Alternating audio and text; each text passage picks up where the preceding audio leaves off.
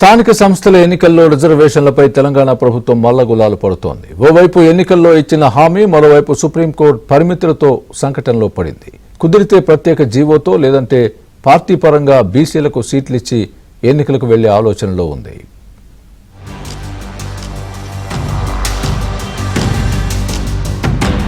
తెలంగాణలో 90 రోజుల్లో స్థానిక సంస్థల ఎన్నికలు నిర్వహించాలని హైకోర్టు ఆదేశించడంతో రాష్ట్ర ప్రభుత్వం సీరియస్గా దృష్టి పెట్టింది.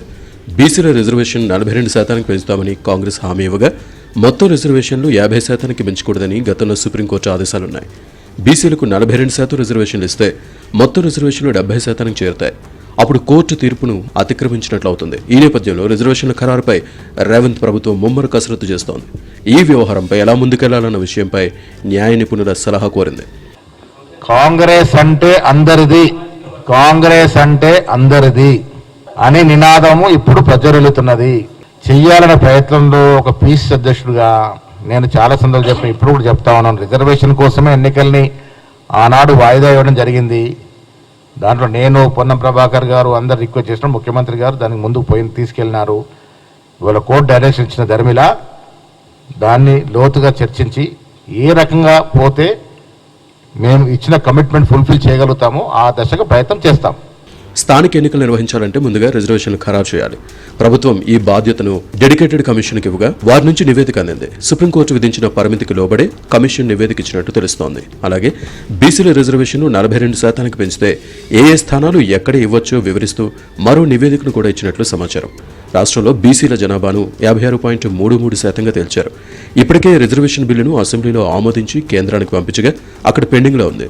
దాన్ని కేంద్రం ఆమోదించి రాజ్యాంగ సవరణ చేసే అవకాశం లేదు.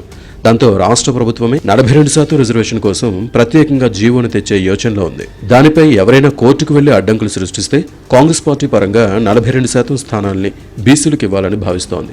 అయితే బీసీల రిజర్వేషన్ నిర్ణయించాకే స్థానిక ఎన్నికలు నిర్వహించాలని ప్రతిపక్షాలు డిమాండ్ చేస్తున్నాయి. ఇతర పనులు చేసేందుకు ఇళ్ల జాగ్రత్తలు, డబుల్ బెడ్రూమ్ కూడా వస్తలేదు.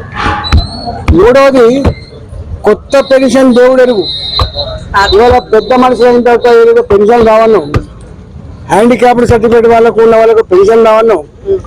ఆ కొత్త పెన్షన్లు రాకపోగా ఉన్న పెన్షన్లే అప్పుడప్పుడు రిమూవ్ చేసే దౌర్భాగ్యం వస్తుంది. ఇప్పటికైనా పెన్షన్ల సమస్య మాత్రం చాలా వెంటాడుతూ ఉంది. ఇంతకుముందు చెప్పినట్టుగా ఊర్ల కంటే కూడా మరీ బీదరికంలో బతికే వాళ్ళు హైదరాబాద్లో కోకొల్లలుగా ఉన్నారు. హైదరాబాద్లో ఉన్న వాళ్ళంతా బంగ్లాలో ఉన్నట్టు కాదు, హైదరాబాద్లో ఉన్న వాళ్ళంతా పెద్ద పెద్ద కుటుంబాలు కాదు.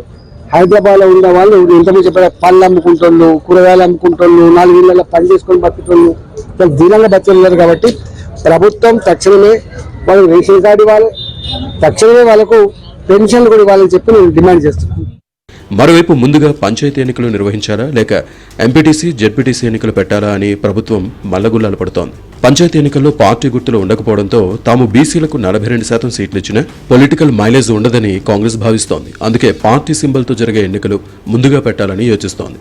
1-2 రోజుల్లో సీఎం రేవంత్ రెడ్డి నిర్ణయం తీసుకునే అవకాశం ఉంది.